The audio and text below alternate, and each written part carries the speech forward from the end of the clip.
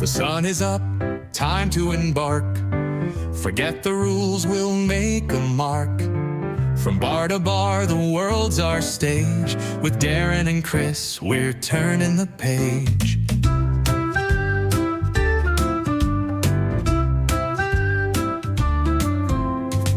The neon signs, they light our way. From liquid gold to... Hey, Chris. Hey, Darren. What do we got going on? I think we're on location again. Over here a little bit. There we go. I think we're on location again. Where are we at? We are at Neon Brewing. Neon Desert Brewing. Excuse me. Over here. I've had a couple already, so yeah. Never mix work with pleasure. We're standing in front of a fermenter, but he might be fermented. Yeah, but... I'm brewed, not fermented. Glenn and Jimmy, very nice. Gave us an introductory. I haven't been here since it was Bad Beats, so there's a lot going on over here. We still have another segment to film. Yeah. What did you learn? I learned that I really like the Coco Nilla Con. Okay. Which is the stout, his favorite. Yeah. Amazing. You learned some background Star Trek stuff too. That's right. Yeah. So this is going to tie into episode 25, which is what we're calling on. What is the 25th of June today? Bourdain in the Vein Sophisticados. So how about that one? Is that what you name your privates? Bourdain in the Vein? Only when I'm fermented. Oh my gosh, Chris. All right. Sip, socialize, shine. All right. Hey, day drinkers. Darren here. We're sitting at Neon Desert Brewing with Jim. Say hi, Jim.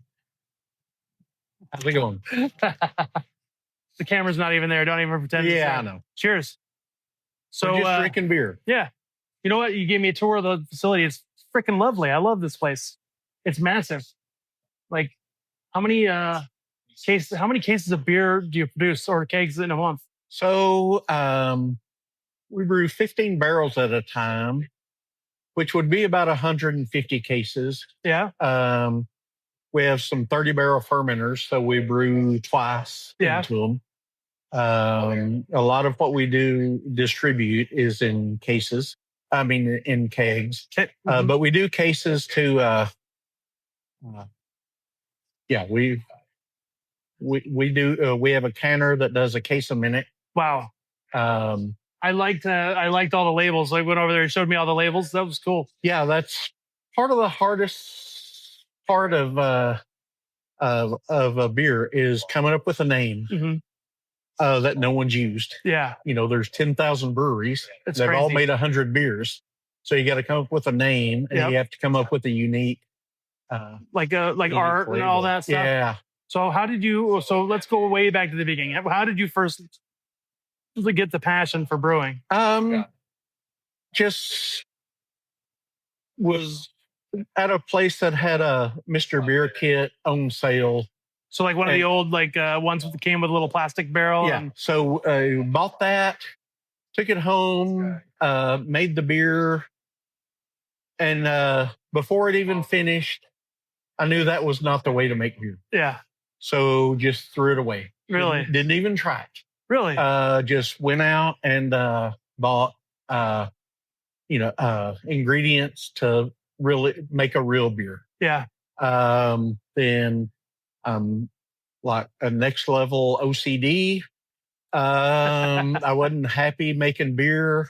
Anybody can make beer. I wanted to make good beer. Yeah. I wanted to make great beer. Yeah. And I wanted to make the best beer. Yeah. Then I wanted to win competitions. Then I wanted to win all of them. And how many awards have you won? I won like 100. Really? Homebrew ones. But the reason we opened a brewery was in, I think it was 2015. I'd won the best of show in the Las Vegas homebrewing and the Nevada State brewing. And someone interviewed me from the Review Journal. Okay, cool. And just said, why don't you open a brewery? And the light went off, and then there it was. No, I said there's a million reasons. Yeah. I mean, this cost $1 million. And, I don't have $1 million. And one of my friends said, I've got some money. I'd like to have a brewery. And he said, I don't have any time. And I said, well, I have a lot of time. I don't have $1 million. And but we just worked out a thing where we started the brewery together. And then you got some pretty good friends, apparently. Yes. However, we opened, or maybe they cursed you. No. It took us 2.5 years to open. Yeah. We were open 17 days before the COVID shutdown. Oh, geez, really? Yes. Oh my gosh. And so he had like a stressful job, and it just didn't work out. And I got someone else to buy him out. That is huge beer fan. Yeah. And had the money to put in, and a tech. So let's guy, and we've been. I don't know how we made it through those. Hey, you did it though, and you're still here. We're still here, and we ran out of space at the old place, and needed bigger. So space. You moved here. You said a year ago, right? Yeah, a little over a year ago. Yep. You were down in the arts district. Yeah. Arts district prior. Yep. So let's talk about the beers real quick here. We've got a couple samples here, but this was you were saying is your favorite. Yeah. So you made. Yeah, this is our Coconut Con, which is our coconut and vanilla pecan stout. But we aged it in the first rum barrels emptied by Las Vegas the distillery? new Las Vegas distillery. And if you look right behind us, next door. Yeah, right behind us, there's these barrels, and you said these two barrels down the floor here are the ones that you and use. I've got a bottle of the rum. Right really, that's great. I've actually toured that facility, and the rum and the coconut just go together really well. Stout, kind of goes hand in hand. Yeah, and it's is it like Guinness stout is super popular in Jamaica, in the Caribbean, and so I mean the home of rum, so like why not, right? Yeah, kind of the perfect marriage. They just called one day, said we're emptying some barrels, and thank you, Paige. And went down and got it. We got 24 ounces of rum out of it, and we drank it that night. And sounds delicious to me. It was great. Sounds delicious. So what do I have here? So this one is kind of a different beer. It's we call it Jimmy Claus. There's a beer made in Austria every year called Sammy Claus. That's their Santa Claus. They make a 14% lager. I love that beer. Couldn't get it like 15 years ago. So I just started trying to make something like it. And I spent maybe 10 years. Wow. So it's definitely a labor of love. Yeah. And then theirs is 14%. We make our 16% because America. Yeah. Well, I mean, we got to do it bigger and better here, right? Yeah. We so yeah, that's how about that's not something that you can just get, anywhere. This has our old logo of the beer district, that was our name when we first opened. Oh, that's cool. And which one is this one? What is the blonde one? What is the blonde beer? Czech Pils. This is our Czech Pilsner. Yes. It's delicious. Cheers. So I'm going to ask you a couple questions here.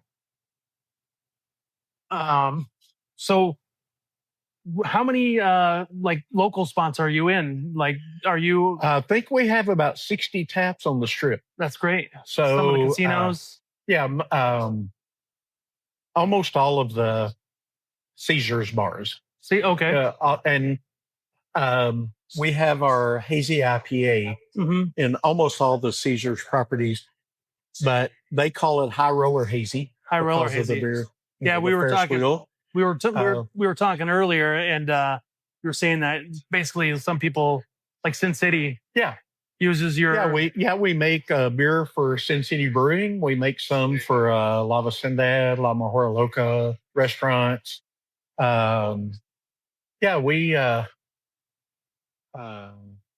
We're actually working on some other places, but we do make beer under their name.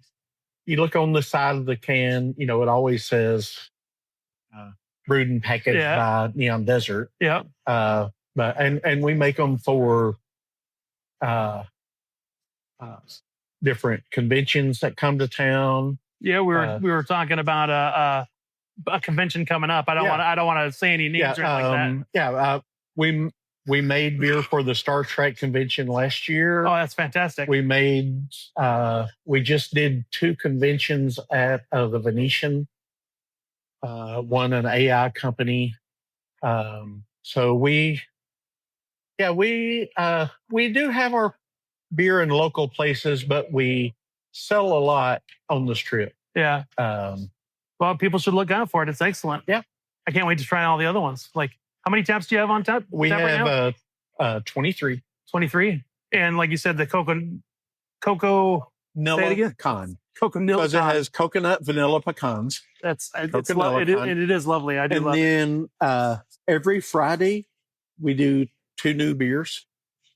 Oh yeah, you were telling me. 1 keg each. Yeah. And they don't last a week. You were telling me sometimes a couple of days. That you have like a competition, like where brewers can come in, home brewers can come in and brew their own. Yeah, there's a local homebrew club, Snafu. Okay. Southern Nevada Ale Fermenters Union. And they're just one-offs. Do you sell them here? Or yes, we have one on tap right now that is a really good English pale ale. So if you think you got what it takes, like get a hold of these guys and maybe they can feature your join beer here. Snafu. Yeah. We've got a lemon basil beer coming up soon, made by Ricky. That sounds it's going to be great. That sounds delicious for the summer, by the way. They make their beer here so they can pour at festivals. Yeah. In middle of July, they'll have a festival at Tuscany, and there will be a snafu bar there. Will there be? You can drink homebrew beer. Will your homebrew be there though? That's what. I'm just a homebrewer with a 15-barrel system. So my homebrew will be there. So is there like a particular style of beer or like one that's escaped you that you've been trying to perfect your whole life and you still haven't done it yet? It sounds like this one you said you were 10 years. So that one I've been making it about 15 years, but I make it different every time. Yeah. It's hard to make a 16% lager. It takes a year. A year. Yeah. So wow. That's dedication. Yeah. It's almost like wine or mead where, you have to plan really far ahead. Oh, it's delicious.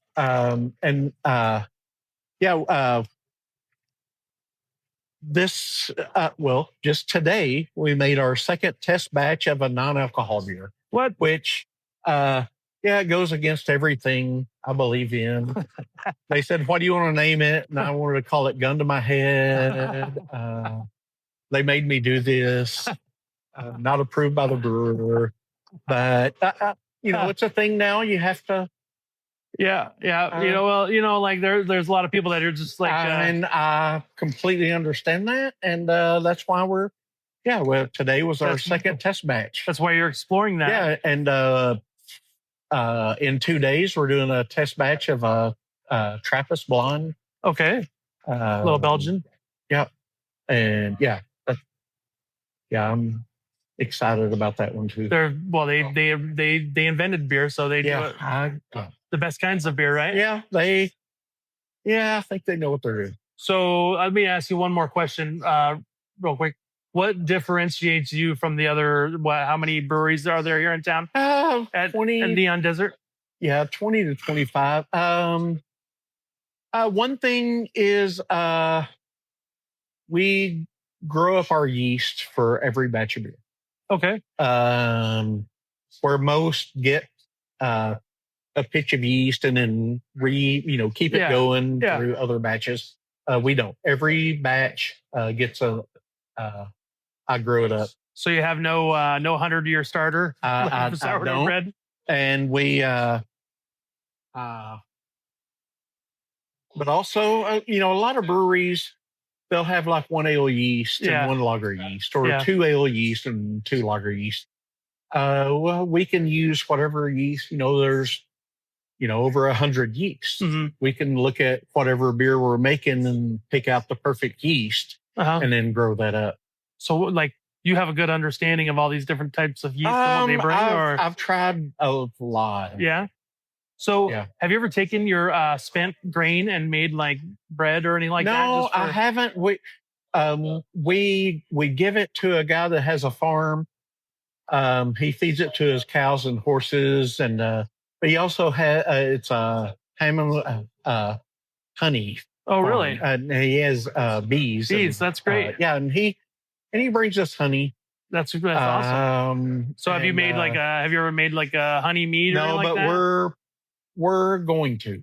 I'd love a good honey beer though. Like so the meadery, we're gonna do a thing. Do a little partnership with them. Yeah, that's perfect. Yeah, and the guy brings us honey and eggs and things from his farm to trade. That's perfect, and I'm sure his cows and pigs and horses are probably very happy. Yes, because the malted grain is way sweeter than just eating regular grain. That's great.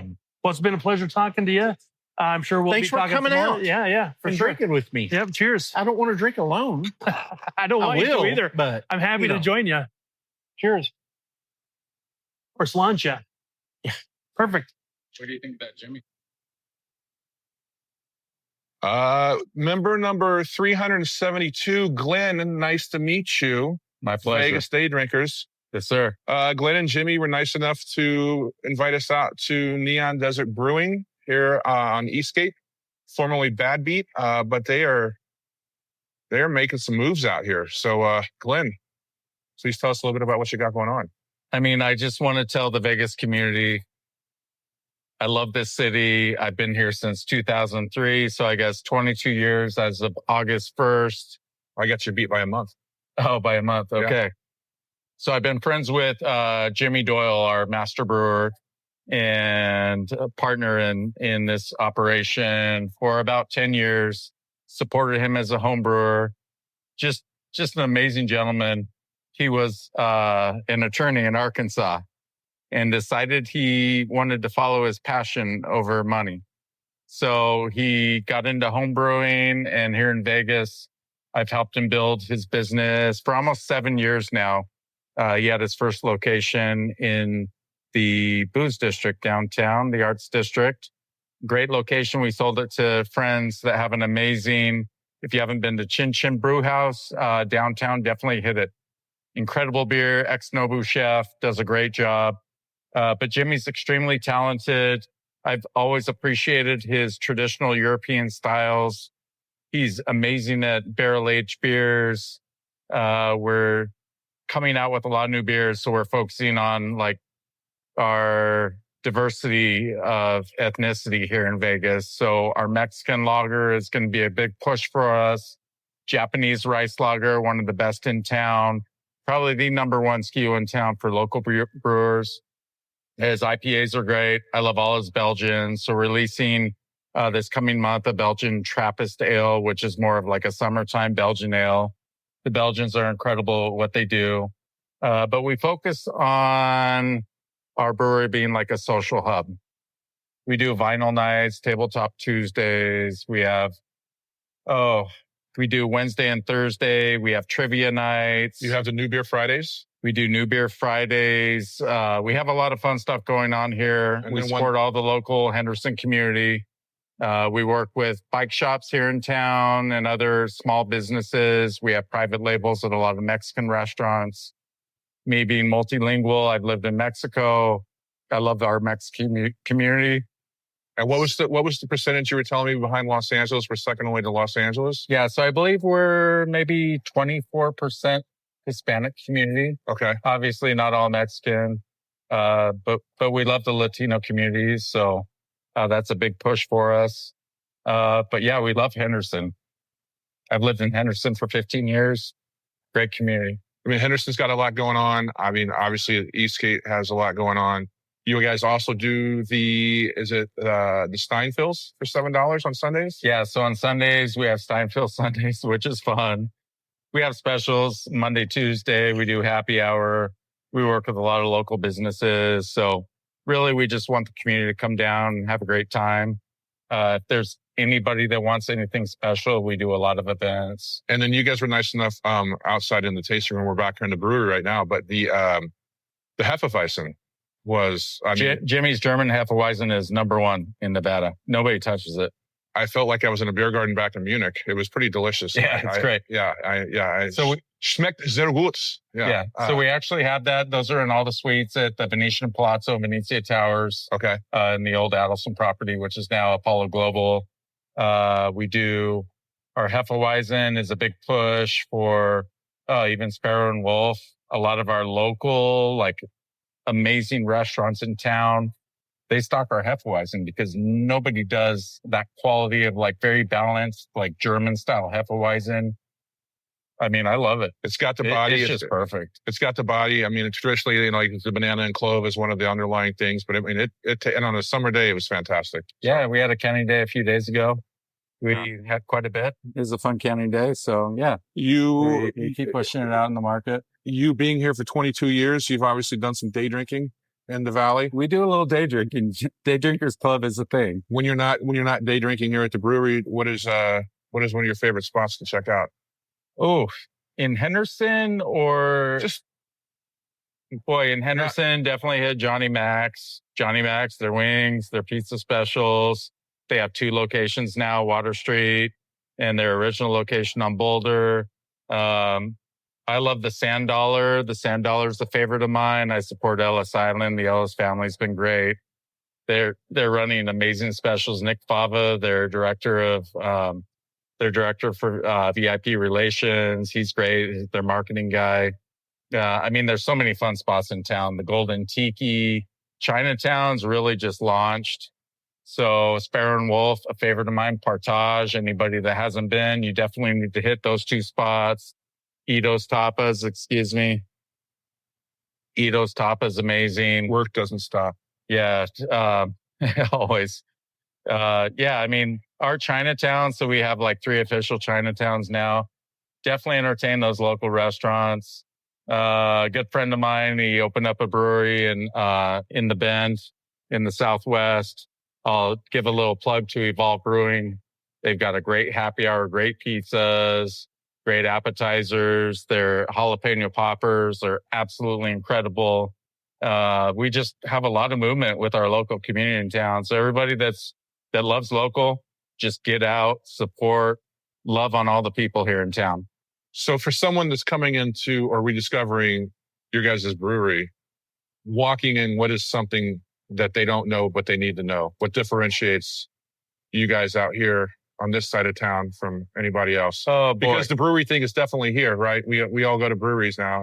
That's a very real thing. But as you guys put your foothold in the marketplace, what differentiates? So for us, our diversity of beers that we do, that is our huge differentiation. Quality of ingredients, like our Helles Lager that you're drinking, ingredients all from Bamberg, Germany. So it takes you back to what you know from where you've traveled overseas. So we try to make an equation for everybody. We do focus on a lot of, like I mentioned earlier, ethnic brews. So like our Mexican lager, our rice lager, which hits all of like the Asian markets. But we do love our fruited Berliner Weisses. So it's a German tart ale, nice wheat ale. So we do a lot of fruited versions of that. Everybody will see those in town. Those are going to be hitting the market. We're just a little unique. We're not just the IPA brewery that is what we see anymore here on the West Coast. We do everything. I love Belgian ales. So since I've been on handling our brew schedule, we're going to see a lot more Belgian ales and a lot more of the European styles that Jimmy's so good at. But we also do have great neighbors. We have a meadery just down the street, Deadwood Meadery, big plug. Tommy, the owner, amazing human being. We help him out a lot. He shares all his meats with us. They're great. Craft House just up the street. They paved the way for all our distribution. We just have a great community. That's all I can say. The distillery next door, if you love old fashions and cocktails, they've got a beautiful spot. Definitely hit them. We have a winery. All the dealerships here in town, in the auto show, they're all good. So support them. They're all great. All right. Well, like I said, Glenn is a member of the group, so come support him. And we've talked about some future events that relationships are built over great cocktails, great beers. So I thank you for the time today. Thank you, Chris. Jimmy too. Darren behind the scenes on this end. All right. Sip, socialize, shine.